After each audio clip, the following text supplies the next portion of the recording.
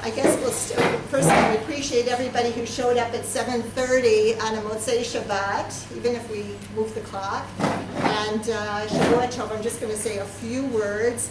I'm not used to standing on this side of the bima. I'm not sure if I'm used to standing on the other side of the bima, but anyway. Shavua Tov. It's heartwarming to see all of you who have gathered here tonight for this special memorial lecture, which marks the 25th Yahrzeit of our dear sister-in-law, daughter and aunt, Judy Yehudit Masha Aleh Sharon. It's hard to fathom that 25 years, a quarter of a century, has passed since Judy's sudden passing on Tet Mar Cheshvan. Judy, who was 33 at the time, was a bright young lawyer who, after working at a leading law firm in New York, came to Israel and interned in Tel Aviv. She was devoted to family and friends. She was charismatic and full of life. As a young adult, she had also accrued experience working in outreach with NCSY teams. Tonight, we are honored to have Rabbi Ari Kahn as our guest lecturer at this event in Judy's memory. Rabbi Kahn is Director of Foreign Student Programs at Bar Ilan University and is a highly regarded speaker, author, and educator. He will speak on veElu and postmodernism. Thank you.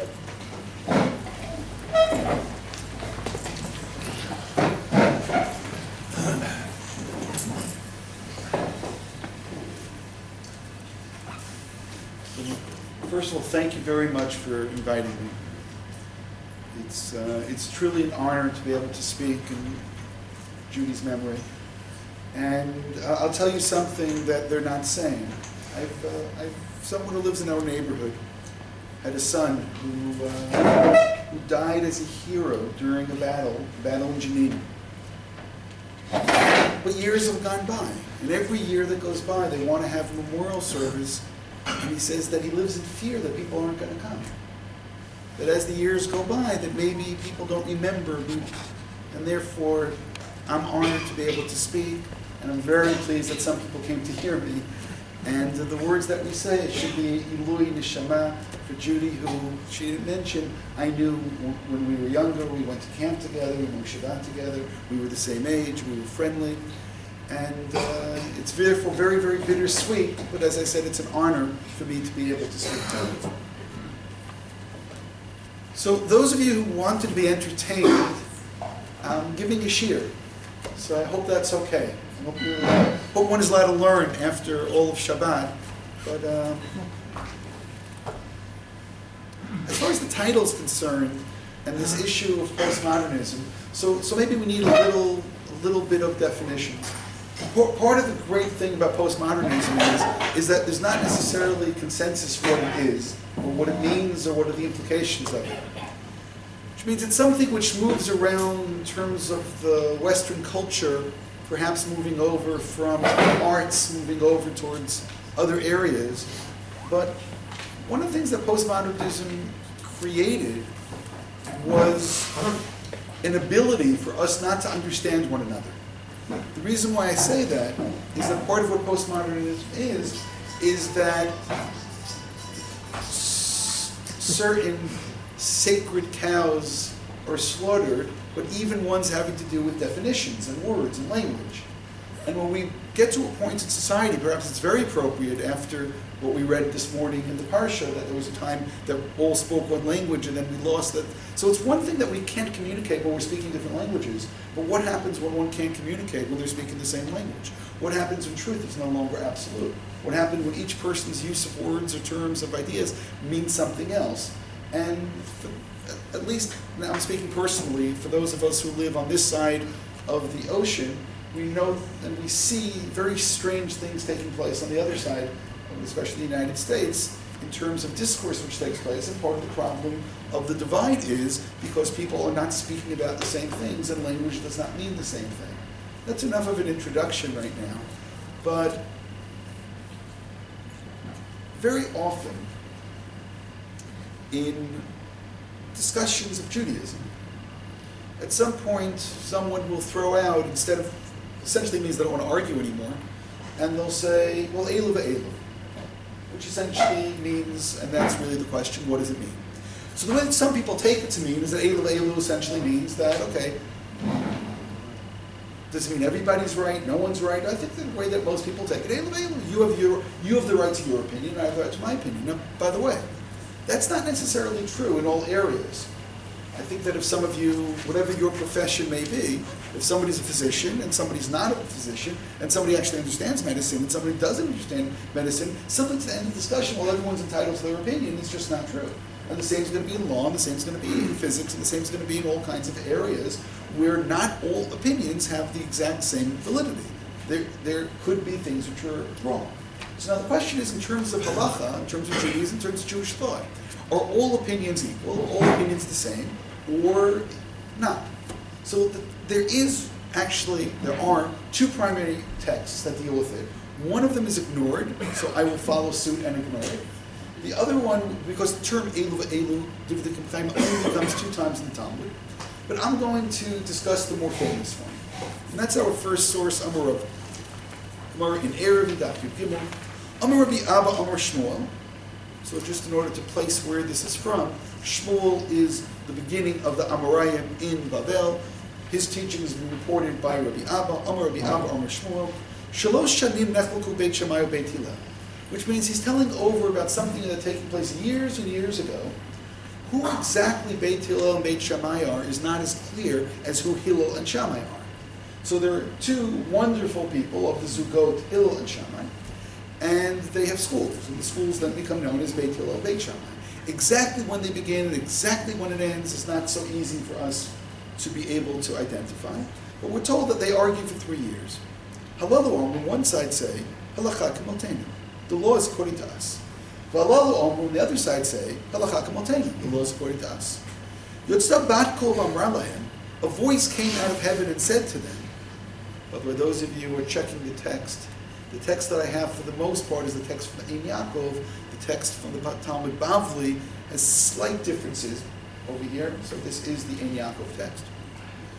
The voice came out of heaven and said to them, veElu, divrei Elokim chayim. These and these are the words of the living God. V'lacha k'divrei Beit Hillel. And the law is accordance with the school of Hillel. So I want to pause there, stop there, and just to think. Schools of Hillel, schools of Shammai, they argue. They argue for a long time, which is also quite interesting why it carries on for so long. I mean, if anybody's ever studied the Talmud, they know the Talmud is a series of arguments. That's what it is. Why in this place, at this time, is there an intervention from heaven, and why after 3 years, coming and saying, okay, that's enough. But not just that's enough. By the way, that's not enough.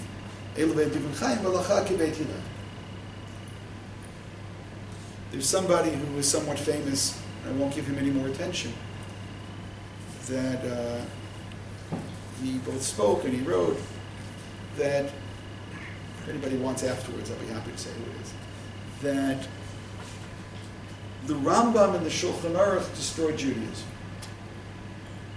Why? Because Judaism originally was a series of arguments. And by codifying law, you therefore have destroyed the whole texture of Judaism, which was disputes. So what was his proof? His proof was veElu divrei chayim. Arguments. So I actually gave a lecture, you can find it on YU Torah, where I have many, many lectures there. And I said, but what about the next line of the Gemara? veElu divrei chayim, v'halacha k'beit Hillel.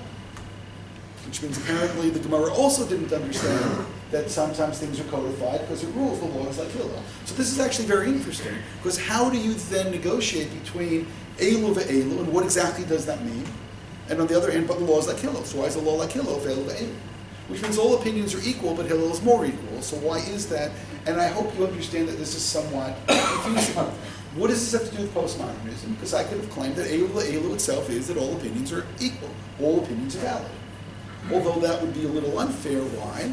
because the Talmud only is saying it about this particular case, of Hillel and Shammai, or Beit Hillel and Beit Shammai. It doesn't use it in every single case, which means part of what I want to get to, does this mean to say that all opinions have equal validity? I can actually say that a little bit stronger. Are all opinions true? Is truth therefore something which has many, many facets to it? Or not necessarily. So we'll leave it at that in terms of our possibilities. But let's continue.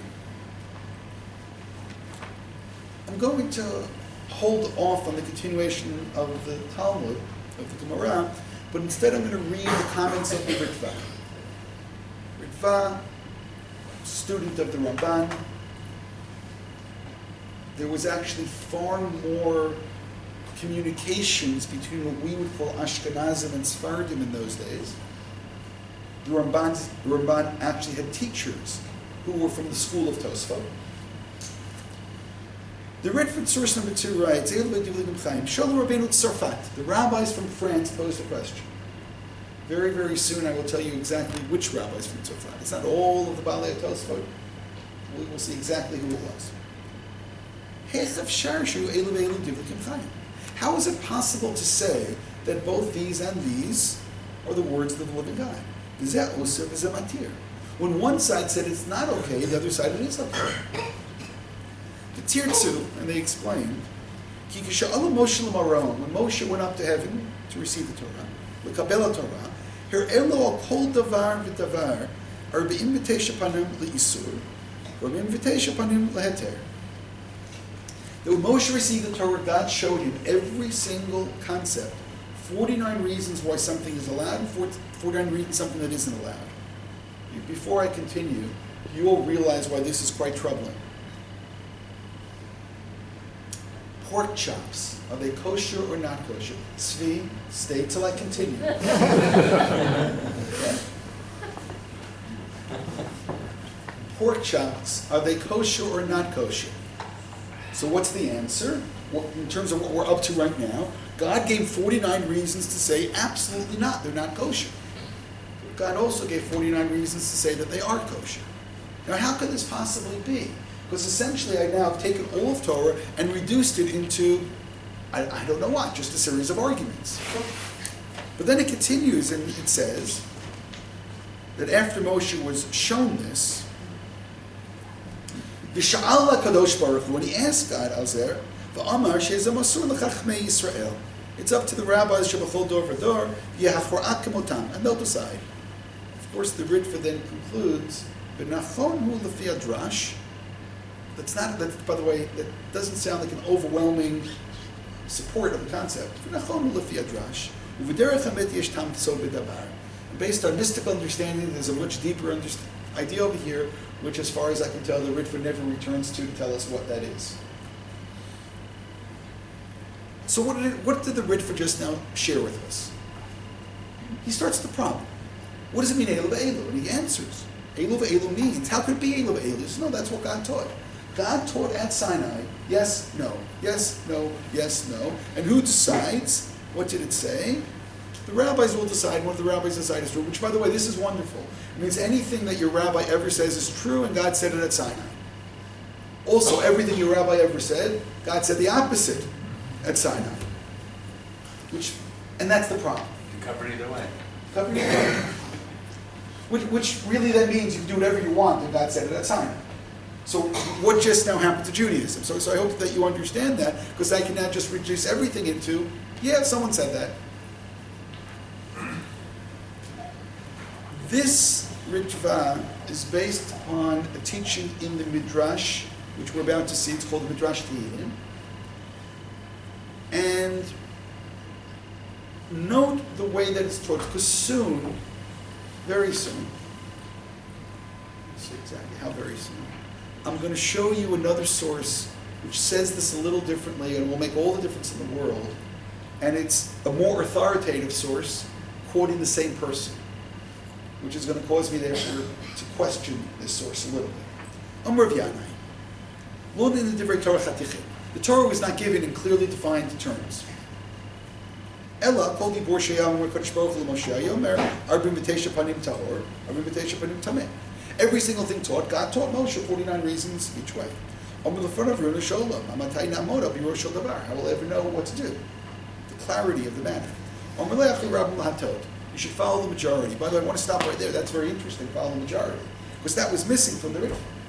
When the Ritva quoted this, and he quoted this from the rabbis from France, he neglected to quote that one point which would have clarified things, that yes, there is an intellectual background for different arguments. I do want to stress, by the way, is this really a viable position for me to say that pork chops are kosher? And how can I really say that? When it says in the Torah specifically that chazir is not kosher. So how can I possibly put forth an argument that this really is the case? There's something absurd about all of this, and I hope that you appreciate that.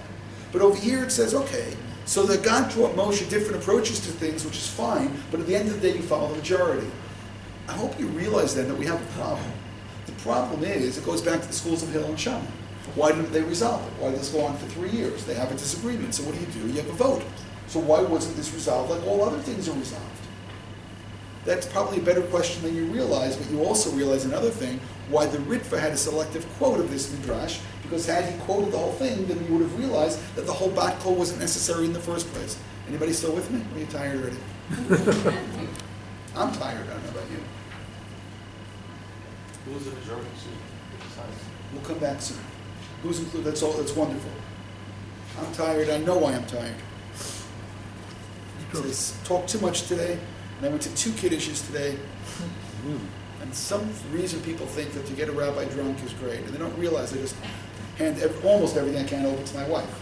That hurt me, but unfortunately she was driving now. So, because I was praying. So let's continue. Who were the Rabbeinu Tzarfat? So, first of all, I will give you a name to tell you exactly who it was. His name was Rabbi Yechiel from Paris, or, as some of us know, Rabbi Yechiel mi Paris. Again, go back to the time the Ritva quoted, the Ritva's teacher, the Ramban, had to run away and run to Israel because after he won the disputation, Rabbeinu Yechiel from Paris also had a disputation, had to run away. In those days, that was one of the only ways to get Jews to make Aliyah, is that they have to win a disputation and then get chased away. Baruch Hashem, things are better today. So, in source number 4, and I'm going to point this out a couple of times. I've seen many, many discussions on this. I haven't seen people actually go back and point out, oh, the Ritva is quoting Rabbeinu Peretz. One of the reasons for this is that Rabbeinu Peretz was only published in the last number of years. So people wrote articles about this 20, 30, 40 years ago. They didn't get to Rabbeinu Peretz for obvious reasons. Rabbeinu Peretz, if you don't know, was a student of Rabbeinu Yechiel mi Paris, and the Tosfot Rabbeinu Peretz was written by his students. Rabbeinu Peretz has passed away by the time this is written, as we'll see very clearly. The Im Tomer Gabi Issa Beheter, regarding things that are allowed or not allowed, how can you say this by objective things, kosher or not kosher? You can't say that there's an argument on certain things. You just can't do that. Imhu asur, enu mutar, v'imhu mutar, enu asur. So you may as well plug my pork chop question right over here, because that's what he's asking. That's not possible.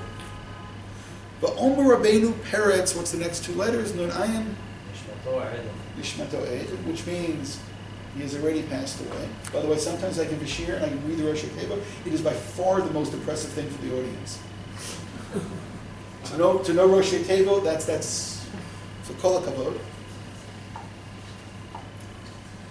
The matzah b'tosfot harav Rabbeinu Yechiel the ita b'midrash the Kadosh Baruch Hu shana'ah Torah l'Moshe b'arnim v'teisha panim v'mitar v'teisha panim asur Amar Moshe l'Kadosh Baruch Hu ma'aseh Amar lo Kadosh Baruch Hu lechacha rov chachmei hador im rov chachmei hador maskimim later yemutar. So again, this is an appropriate approach, citation of that midrash, which the Ritva truncated somehow. But Rabbeinu Peretz doesn't love this. Because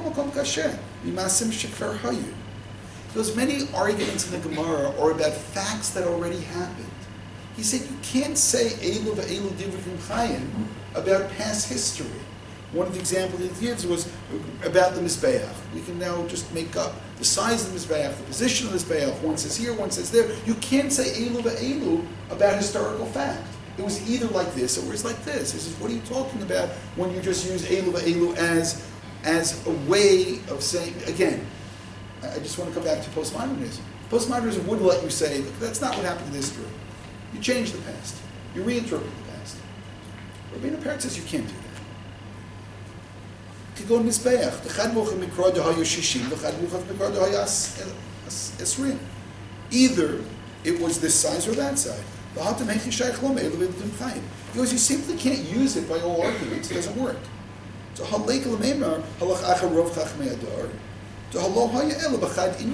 and following the majority, determining what the past was, doesn't help you any, because either it was like this or it was like that.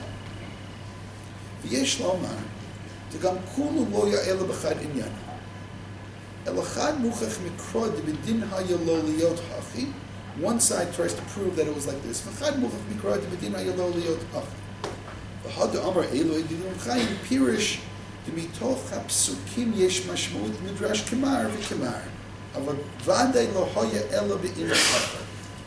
I'm going to explain all of this, and we're going to actually make a great deal of progress right now.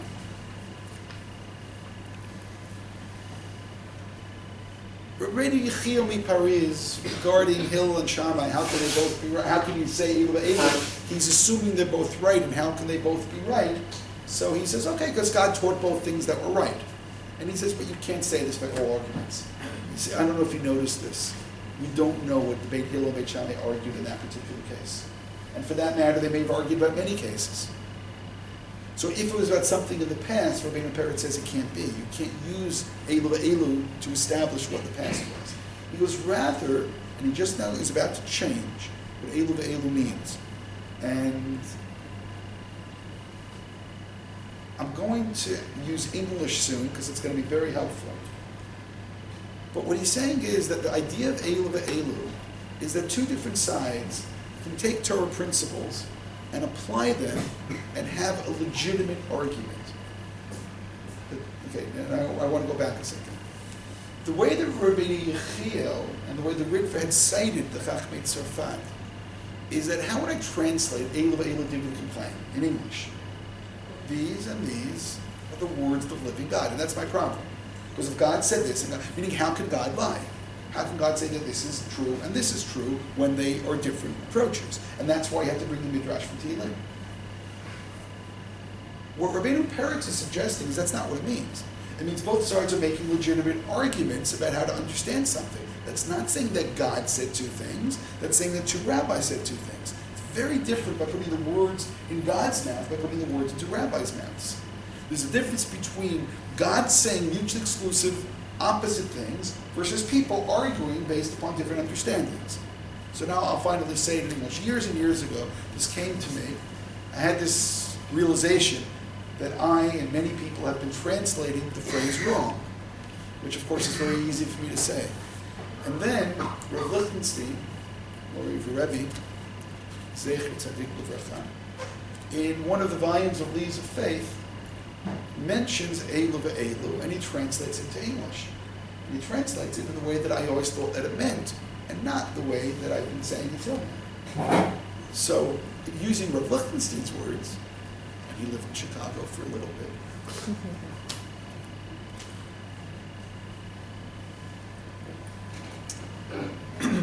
He questioned, what is the referent? By the way, I don't even know what a referent is. What is the referent in that sentence? Well, I'll try more common English. veElu veElu Divrei K'Chaim is the word Chaim. Actually, the word Chaim is very difficult. These and these are the words of the living God. Why do we call him the living God in this sentence? And in most sentences, we take that as a given, that God is living. God isn't living, then that's pretty much a game changer in all kinds of things. Why over here are we calling it Divrei Elokim Chaim? So, as I said, I'll give Rav Lichtenstein credit for this, but this is what occurred to me. The word Chaim is not on Elokim. The word Chaim is actually modifying something else in the sentence. Divrei. These and these not are the living words of God. Sorry, not the words of the living God. Rather, these and these are the living words of God. Makes a real big difference. Again, are these and these the words of the living God, or are these and these the living words of God? It doesn't make any difference how you translate that sentence. So essentially, that's what just now happened between Rabbeinu Yechiel and between Rabbeinu Peretz. Rabbeinu Yechiel was trying to explain it, and he was having a hard time. He was trying to explain it, that how could it be that these and these, which are opposite and mutually exclusive, are the words of the living God? How can God say opposite things? Okay, so God must have taught at Moshe at Sinai different things. Again, poor kosher, not kosher. How can that be? Rabbeinu Peretz saying no. It's not that God said two things. It's the two rabbis are trying to analyze a case and say, one is saying, I think it means this, the other says, I think it means this, and therefore it's these and these are the living words of God. Torah is alive, Torah is dynamic, people differ, people have different understandings, different ideas, but we're not dealing with, again, if God said something, I would like to believe that's objective truth. If I have an opinion, as much as I may think of myself, that is subjective, and I would like to believe it's subjective truth, but it's subjective. So therefore, the different approaches over here between Rabbeinu Yechiel versus Rabbeinu Peretz is huge, and it actually comes to two different definitions of what the phrase actually means. Incidentally, Rashi already had said the same thing that Rabbeinu Peretz said. Rashi, although it's not connected to this discussion per se, but in passing in source number 5, which is Rashi's commentary to the Gemara and Ketuvot, he writes, and just where it's bold at the end, or one could say, veElu divkim chaimim zimnin, apparent occasionally, the shayach haytama. Sometimes this rationale works. Zimnin the shayach haytama shetam mitapech lafi shinui advarim b'shinui mu'at. That sometimes a case is slightly different because of slight nuances, slight differences within a case. But he's not saying, but God said both things. He's using the concept of veElu to say that these and these are the living words of God, and Torah gets applied in different ways, and sometimes really the slightest things that change a situation can change the entire analysis. By the way, I'll add something else to this, which is a side point. But you all know that when different people ask a rabbi the same question, they don't always get the same answer. Yes, you know this? So it's a question of how much membership they pay, or donations, or what is it really? The different people asking the same questions is not the same question. Yes? Because different people are different people. And the same question is not the same question because there's a human element involved in this. That's one step further than what Rashi said, but that's nonetheless the case. That's nonetheless the situation. Because I can tell you right now, two people can ask me the exact same thing, and I'm not going to give the same answer necessarily, because it's not the same question. If somebody has a completely dysfunctional relationship with their parents, somebody has a wonderful relationship with their parents, and they ask the exact same question, am I going to get the same answer? No, it's a different dynamic. It's a different situation. So therefore, anybody who thinks that halacha can simply, you can plug it in and you get an answer to all situations, no, you can't do that. You need to understand the situation. And I'll say again, as a rabbi, there will be cases that I'll be asked that I won't say yes and I won't say no, and cases that I think that my gut reaction is that it's no, but I'll say no, it can't be no in this case. There must be something else. I must be missing something. And I very much like to believe that what the Neve Yehuda said about himself is true for other rabbis as well. When the Neve Yehuda was applying for the job, I believe it was the position in Prague. He became the rabbi of Prague. And Neve Yehuda is Rabbi Landau, Professor Landau, one of the great Achronim. And there were many, many great Balabatim in Prague. Many, many learned Balabatim. So they constructed a case which was completely made up, which was almost, if not impossible to answer. And they threw it at him and said, what's the answer to this question? If you can answer this, then we'll give you the job. But they gave him an impossible question. So he listened to it, and he thought about it, and he said, it's not a real case, is it? And they said, no. He said, how do you know? He said, whenever there's a real case, I feel sight of the Shmai. I feel that God gives me understanding on how to pass the question. I didn't feel any insight, any help over here. I didn't feel God was with me there. So I realized that there was no one who needed help over here. So therefore, I can't answer the question. I don't really answer it. I got the job. I got the job. But no, but I don't want this to sound overly spiritual, but I understand that completely. Because when I'm answering the question, I'm not dealing with the book, I'm dealing with the person. When you're dealing with the person, then you say, how can I help this person? And it's not the same thing. It's a completely different situation. And when there's no person, just totally theoretical, there is a different dynamic over there. So I understand the note of view. Again, I like to pray that I will get at least part of the, I actually need a lot more than he does. You know, when Elisha, when he had his final words with Eliyahu, and Eliyahu says, what do you want? And he says, give me twice your ability. So why do you need twice the ability? Because he was Eliyahu Navi, he was only Elisha. So therefore, those of us who are on the lower level that know the view, they need a lot more Siyata D'Shmaya. That's 100% true. So let's now move a little bit further. I told you there was another source that I wanted you to see. And this source is the Yerushalmi. We'll start the Yerushalmi in 6 and 7 are in the same place. Actually, if you go looking at the Yerushalmi, you'll find that I'm bringing them down in an inverted way. But the reason I want to start with 6 is you'll see it's the same person that was quoted before. It's Rabbi Yanai. Omer B'yanu ilu nitna Torah chatucha lo yita l'regel amidah. Had the Torah been given in clearly defined ways, we would not be able to move. Why would we be able to move? Because then it would be given with very specific cases, and we wouldn't have enough ability to make applications in other laws. Let me read a little bit more. Matam yidaber Shel Moshe amar lefanav ribonu shel olam udi'eni echi halacha amalo acher rabim latot rabim mazakin ziku rabim mechayvim chivu kidei sheTorah nidreshet arbim v'teisha panim tamei arbim v'teisha panim tahor. Stop. I'm not reading any further. I stopped in the middle of the sentence. Do you realize the difference in this source? In this source, as opposed to the original one, the Medrash Tehillim said that God taught Moshe halacha 49 aspects yes and 49 aspects no. That's God teaching Moshe. Over here, what the Yerushalmi said from the same person from Rav Yanai is that not God taught the halacha, and people can interpret it in all kinds of legitimate arguments. But that's very different from saying that God said both sides. That's saying within a Beit Midrash, within a discussion of different people, there's all kinds of legitimate positions, but it's not saying that God taught Moshe opposite things. Which is, again, if God taught Moshe opposite things, we're in great difficulty. On the other hand, there could be cases, in many cases, that one rabbi comes to a position that this is allowed, another rabbi comes to a position this is not allowed. That's okay. But again, that is really okay. When we were, my wife and I, when we were growing up in Brooklyn, the biggest argument that took place in those days was the Eruv. Can Brooklyn have an Eruv or not? And there were some tzaddikim who were very holy, who every Friday afternoon would knock down the Eruv. So in order to make sure that people who believed that you could use the Eruv. So, okay, you know what? Why not just say, hey, these rabbis think it's okay, these rabbis think it's not. You don't want to use it, don't use it. They found it very, very challenging.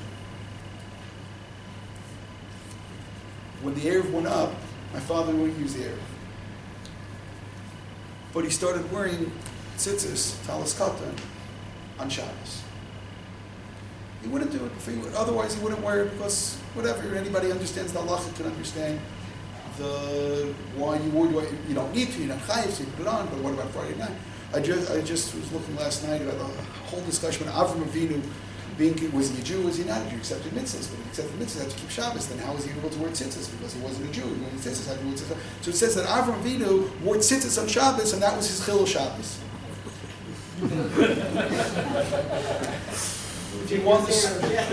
If you want the sources, I'm happy to share them with you.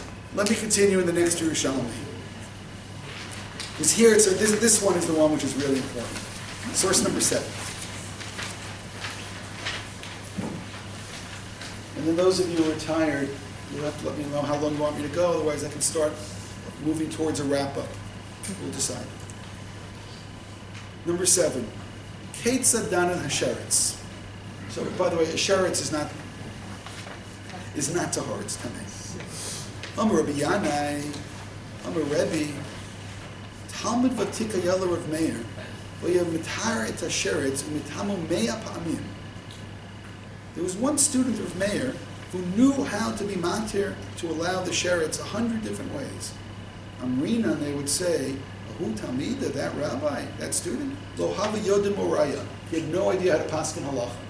Why didn't he know how to paskin halacha? Because he said a pork chop is kosher. You know, if you can get there through some kind of an argument, through pilpul or whatever, you can prove something. If you could prove something wrong, you're a very talented student, but you can't pass it halacha. You know why? Because that's not true. At the end of the day, there's truth. It continues and it says, Amar of Yaakov bar Disai, Dahu Talmida Katura Mitura to Sinai Hava. That student was cut off from Har Sinai. This is the opposite of Halacha Moshe Sinai. That I received something from Sinai. What's the opposite of it? This person is cut off from Sinai. Who's cut off from Sinai? Somebody who knows how to argue that a Yahrzeit is kosher. Which means over here, sorry, it's tahor. Over here, I'm selling the pork chops. Over here, you see the exact opposite in terms of what I'm saying, what veElu is sometimes understood as. Oh, veElu means all opinions are allowed. What does the Yerushalmi say? All opinions are allowed? No. If you have an absurd halachic opinion, you can't paskin halacha. If you have an absurd halachic opinion, then you're not connected to Sinai. That's which means there are objective understandings. Something can only be stretched in a certain way. God gave Torah to Sinai, and He gave us certain tools, and we can argue and make applications in different ways, but there are outer limits. That's what's really important at Yerushalmi. There are outer limits. And if you make an argument out of those outer limits, that's no longer a legitimate argument. Excuse me? Even if the Rove agreed with this proposal? It's interesting, you know, what is the ability of the Rove, but you know what? We have a whole Masechta that deals with what happens when the Beit Din makes a mistake. Yeah. It's interesting, you know, our understanding of infallibility. No, we have no infallibility. And the Kohen Gadol and the Nasi and the Beit Din, everybody can make a mistake, and they have to be a korban if they make a mistake. Who decided the mistake? Well, they voted wrong. So let me go back. I'm going to go back and try to tie things up a little bit more with Beit Hillel and Beit Shammai. I understood what happened over there, and you have all the sources over here, and I'm just trying to decide how much to read into, but I want to, as I said, I do want to tie this up a little bit. By Beit Hillel and Beit Shammai, why were they arguing for so long? Which means, what happened in this case? Why couldn't they possibly resolve it? Why did it go on for 3 years? So I'm going to read, yes? A moment ago, you said that anything was beyond the bounds of what you call the outer limits. Yeah. You know, there's no such argument. You know, he's outside of the community. But at times, isn't there a dispute between two or more sides as to what constitutes this outer limit? Then what do you do? It may well be. It may well be. But what this is saying is that there are arguments which are wrong. Which means, if I'm really using, I agree with your question or critique or thought. I agree 100%. But if someone wants to use veElu to say, you know, all arguments are legitimate, or everything is from God, and God said everything, so now we see the Yerushalmi just doesn't say that. Yerushalmi says there are outer limits. There are things which were not taught at Sinai. There are arguments that you can make which are just not part of the tradition. Who decides what they are? So that becomes a more interesting issue, which by the way, may be part of the background of this whole problem. There is another Yerushalmi thought. Just by the way, everything I'm teaching today, I have this coming out in a book, which is called Crowns on the Letters. And the book was finished 2 years ago. One day they may actually publish it. It's still sitting on the publisher. One of these days it's going to come out. And it's on essays on the Agadah, and this is one of the chapters in it, and this is a part of the chapter. And I'm not going to read most of source number 9, which is important, but I want to, part of what goes on over here in this Yerushalmi, and there's a parallel to the Bavli which is slightly different, other than the very end, which is what I want to get to. It's saying if the schools of Hillel and Shammai argued, how can they live together in one community? How can you have one side saying kosher, not kosher? You know what, Erev, use the Erev, don't use the Erev. But it says there were some cases that were just so, it introduces a case over here that if somebody got married with the amount of money that Hillel thought was Sheva Pruta, but Shammai says you need more money. So if one person came over and gave Sheva Pruta, according to Shammai they're not married, Hillel they are married. Somebody else gave more money, according to Shammai they are married, and according to Hillel they're not married. So therefore she has a child with both. One is a mamzer and the other isn't, but which one is the mamzer? She says, how do they live in one community? Well, the answer is don't marry two people. But what the Yerushalmi actually says here is that God protected them to make sure that these cases never came up. Okay, that's convenient. That's what's in bold, almost the last paragraph of source number 9, but I want to get to the very last line. It says over here, Be'echon yotzer bat kol. Where did this bat kol come out? And that seems like an irrelevant question, right? What does it mean, where did the bat kol come out? Did it come out in Bnei Brak? Well, certainly not, because they're so religious. They want to do bat kol because it's kol isha. Okay, so it can't be that. So, where did the bat kol come out? So listen to the answer, because the answer I think is incredibly instructive. Ve'echon yotzer bat kol. Rav Bibi, that's not political, that's his name. Rav Bibi b'shem Rabbi Yochanan Amar b'yavne yotzer bat kol. The bat kol came out in Yavne. Remember I said in the beginning, I don't know exactly the parameters of one Beit Hillel and one Beit Shammai live. So over here it says that this whole argument took place in Yavne. What does that tell me? If it's Yavne, it's not during the time of the Beit HaMikdash. It means it's after the Churban. It's when the Chachamim were in Yavne. So what else now? What else now do I understand? That during the time that the Beit HaMikdash understood there was a Sanhedrin.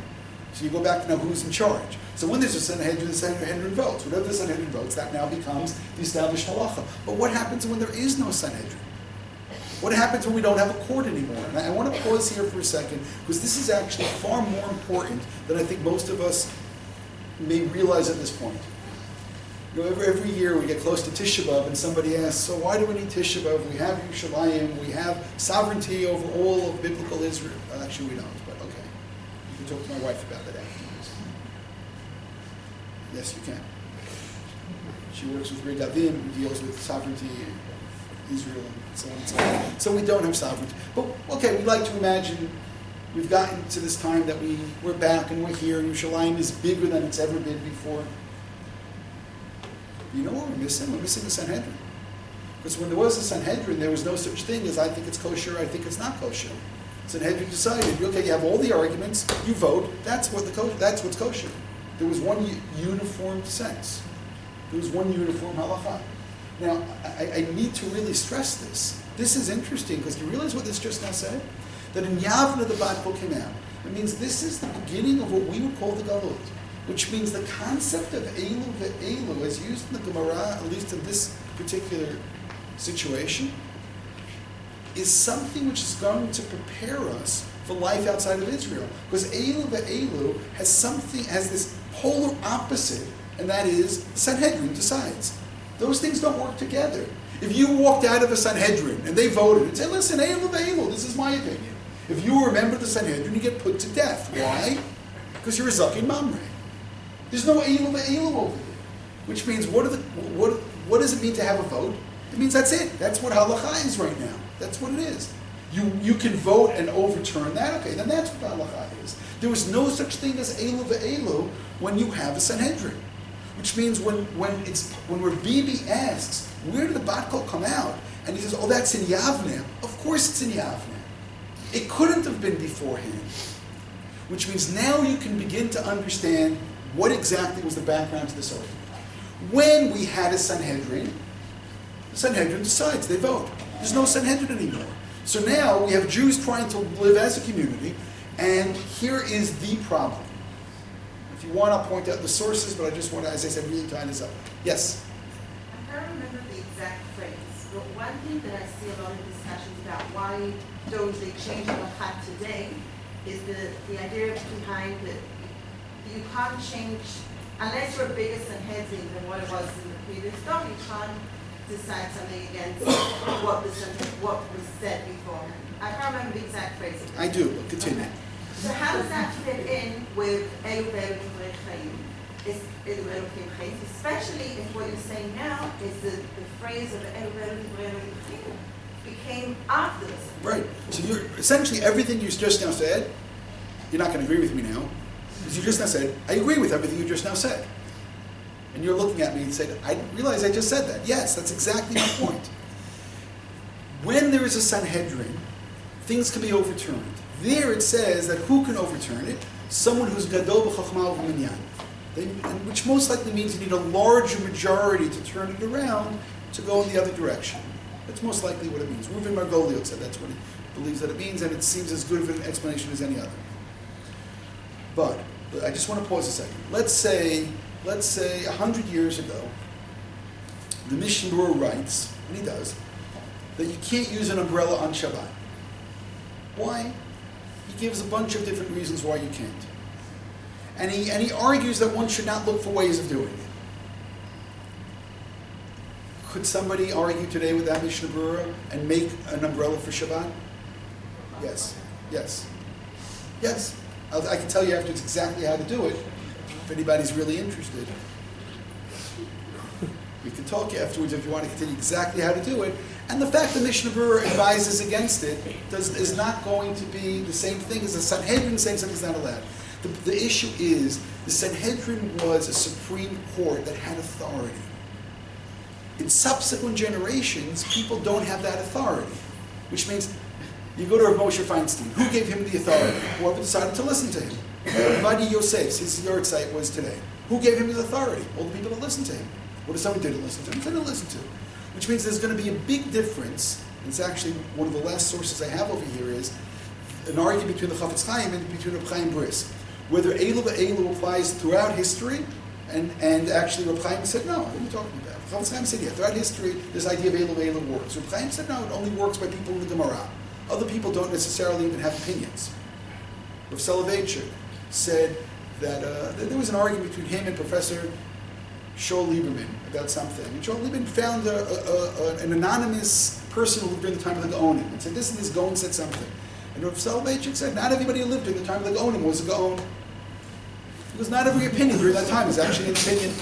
And he said that I don't find it terribly convincing. So to get more to your point, when somebody says we can't change something, it depends what that something is. If that something is written in a Mishnah, written in the Gemara, that's a conclusion of the Mishnah, conclusion of the Gemara, it's going to be hard to change that. And I say hard, it's going to be very hard to change that. If the Shulchan Aruch writes something, and here we can get into a whole very interesting discussion, the Vilna Gaon had no problem saying, no, I don't agree with that. But why didn't he agree with that? Because he said, I think in this case, what's written in the Shulchan Aruch is against what it says in the Gemara. It's actually something really interesting when one studies halacha, is to say, what is the point of departure for that particular posek? Or I'll say it differently, what for them is the most important detail for deciding what halacha is? For Rav Vadia, it was the Shulchan Aruch. For Rav Moshe, it was the Gemara. So which book you're looking at for guidance can actually lead you to different conclusions. So therefore, if a Mishnah Berurah, and I don't want to take away from the holiness of the Chafetz Chaim, again, the Mishnah Berurah, or from the authority of the Chafetz Chaim, of the Mishnah Berurah. If the Mishnah Berurah says something, it will not necessarily cause a posek today to say that's it, I can't argue with the Mishnah Berurah. So when someone says, oh, we can't change anything, it really makes a big difference what that anything is. And then we can discuss it more intelligently. But what I want to say again then is that when there was a Beit HaMikdash, there was unity. There was unity in terms of halacha. And you know what? I just want to make sure that we really understand that. When we go off into Galut, every rabbi in every town could say, this is what halacha is in this particular town. This is what we do. And more than that, it seems to be that for exile, that was good. This way, halacha can apply in a particular place and time as whoever was in charge thought it was necessary. But you can't have a country running like this. You can't have a country and say, veElu veElu. We can't run a society like this. You can't say, okay, I think I have to listen to the speed limit. I don't think I have to veElu veElu. No, there needs to be laws. You can't say, well, I think people should go to the army, shouldn't go. No, they're laws. Which means the idea of veElu veElu is a wonderful concept for the galut. If we're going to live in a society, we need there to be rules, there needs to be laws, they need to be accepted by people. Which means if you want to understand why we still have a Tisha B'Av, we have a Tisha B'Av because we don't have a Sanhedrin, we don't have a Sanhedrin. Again, I'm not making an argument that therefore we need Torah law to take everything. I'm saying that Torah law needs to be able to apply in modern life. And if we live in a bunch of different shtetls in the land of Israel, then obviously it's not going to apply on any kind of a national level to people. And if we want there to be absolute unity, then we need there to be an acceptance of that this is what halacha is. And I understand that there's a price to be paid for that. The price to pay for unity is individuality. And maybe it's God's will. Maybe it's God's will that today that we still have halacha and Torah applying in many different ways because that's apparently what we all need today. We need to have the Breslov Hasidim who are doing this, and we need to have the people. We can go into every single shade and every single along the way, if you like, we can. That we need our neshamot apparently need different things, but I'm going to say it again. It is not authentic. veElu is not authentic. I'm sorry if that sounds quite surprising what I'm saying over here. The reason I'm saying it's not authentic is because it flies in the face of what the Sanhedrin actually did. At the end of the day, there's halakha. Which then brings me back again to this Yerushalmi. Where does this voice come out? It comes out in Yavne. That means this is post-Sanhedrin. It was impossible that during the Sanhedrin there would have been a concept of veElu.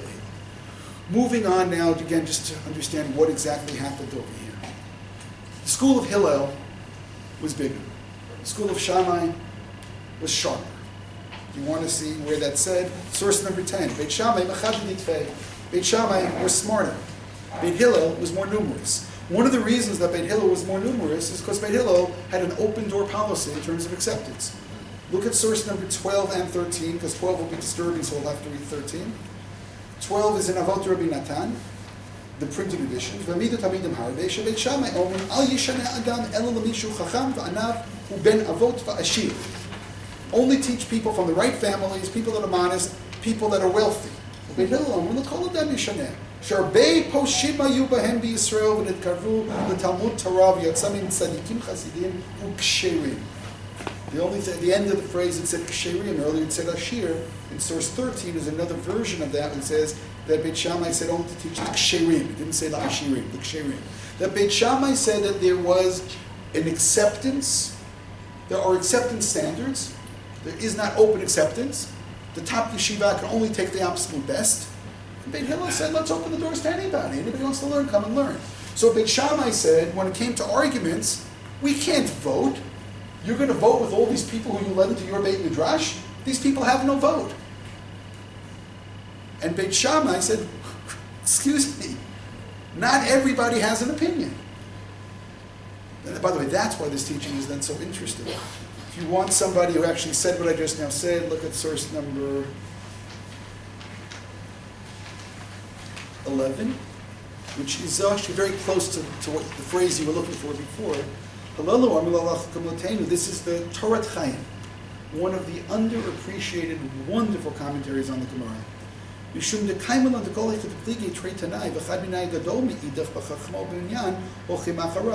a principle that if somebody is greater in number or in wisdom, we follow them.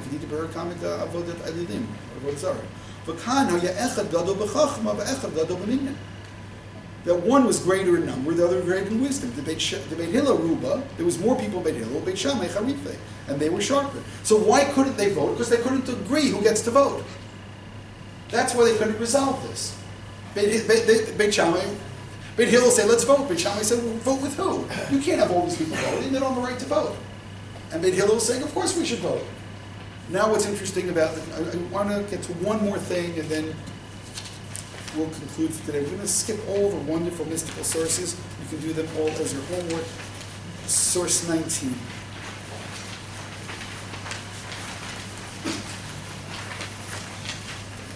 The first, I want to go back. You know what? Before 19, let's do the first source again one more time, and then we'll understand this better.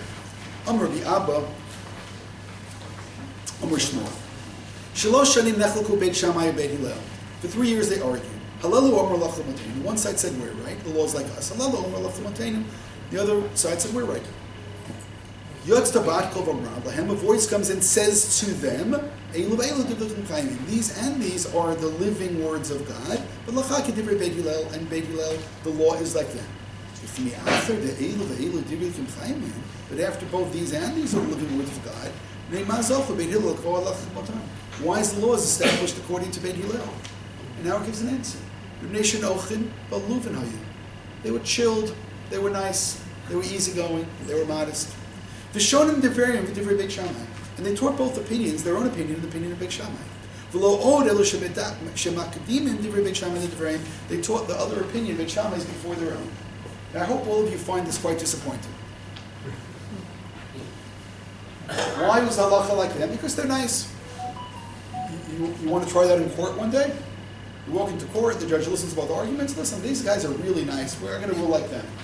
Does that sound like a reason to to look for that ruling to be overturned? Well, what do you mean? Oh, no, I like them. They're really nice people. They're really easygoing. They're really... What are you talking about? That's not a legal argument.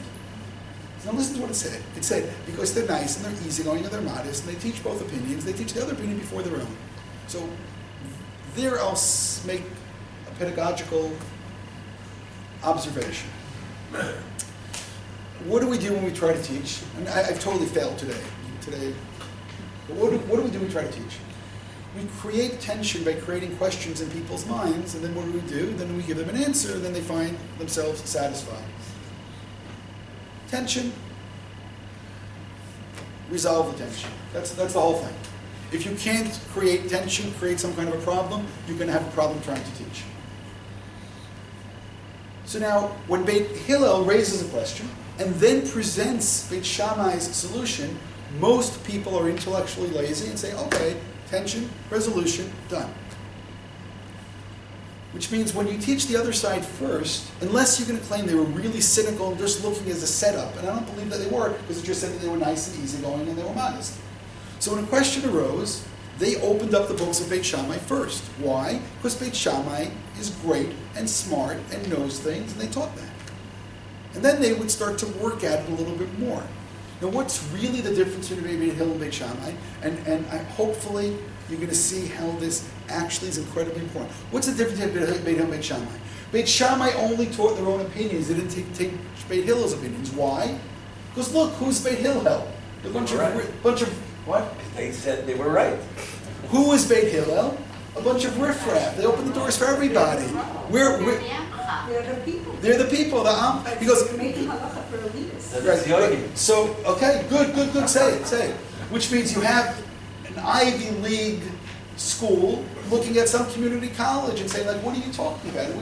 We can't take them seriously. What they say is of no significance whatsoever. And I want to say it again. Beit Hillel studied the teachings of Beit Shammai. Beit Shammai would not study the teachings of Beit Hillel. This is what the Tosfot writes over here in source 19. V'shonim divreim v'divrei Beit Shammai. Pirish hayushonim ha'anot v'atshuvot shoyim lehem Beit Shammai. They would study Beit Shammai's opinion, u'medaktakim bahem, and they would analyze them. U'mitoch shemedaktakim b'rayoteim b'rayot shel Beit Shammai omda b'ruyo shel davar u'mechavnin al liba dehilchata.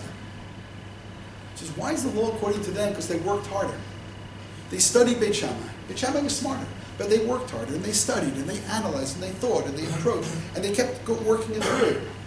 So he's saying, why is the law according to them? Because they worked much harder. By the way, why do they work much harder? You could be cynical, it's fine, because they weren't as smart. But apparently superior methodology can defeat intellect. That's interesting. But I just want to say this again in a slightly different way, and then you'll realize it's also true. What did the Bat Kol come down and say? Ve'elu divrei l'kim chayim halacha k'Beit Hillel. Shammai didn't believe ve'elu divrei l'kim chayim. Shammai believed ve'elu divrei l'kim chayim. So they wouldn't study the other side. So how could a Bat Kol that said ve'elu divrei l'kim chayim rule like Shammai, who didn't believe in the very concept that this Bat Kol was expressing? Beit Hillel believed ve'elu divrei l'kim chayim. So the Bat Kol rules like Beit Hillel because they believe and they practice like the Bat Kol. Yes? Yes? That's why the Lach is like Beit Hillel, because they learned both sides. If you want to apply it to the Tzionim and to this, okay, there is something over here that can bother everybody, no matter where you stand. It means that there is this general approach that those who are on the right of us, we tend to take seriously, and those on the left of us, we don't. We will consider the arguments of those on the right to us, we will ignore those on the left of us, because on the right to us, they're unnecessarily machmir, or frum, or whatever you like, and those on the left of us are most likely apikarsim, so therefore we don't need to consider anyone to the left and only to the right. And that's really interesting when we read this source, because this is saying is that Beit Hillel studies Beit Shammai, but Beit Shammai will not consider Beit Hillel, and the law is like Beit Hillel because they considered Beit Shammai as well. What did we get to today? We started with postmodernism, that all opinions are valid. So could you take ve'elu to mean that? Probably according to the Ritva, you could possibly say that. According to the Ritva quoting of Yechim Paris, you can say that. The problem was that even Rav Yechiel Paris quoted the Midrash and says, but now you have to vote. It's not just a question of everything, there's still the process is important. And even the process is important, who's voting? Is this during the time of the Sanhedrin or not? If it's, meaning the whole concept of Rachi Rab Mahato, there's a huge machloket Rishonim. Many will say that the idea of Rachi Rab Mahato is only when there's a Sanhedrin, which means that this Midrash from the very beginning had nothing to do with the idea of Hillel and Shammai. It had to do with the time when there's a Sanhedrin, when you vote. What was the case of Ben Hillel and Ben Shammai? There was no Sanhedrin. Where does the Bat Kol come out? It comes out in Yavne. What does veElu veElu means? It means legitimate arguments. How do we translate into English? Not these and these are the words of the living God. These and these are the living words of God. Different sides can take the arguments and make applications of it. The school of Shammai only considered their old arguments. They were smart. They didn't respect the school of Hillel because they had an open door policy for everybody. They were Amcha, they were Am Yisrael. How interesting it is that God decides, I like Ben Hillel. I like the open door policy. I like the people who are part of Am Yisrael to decide halakha. What are the possible implications of this today? That'll leave completely up to you. Because maybe veElu veElu do look at. Thank you very much. Thank you. Thank you.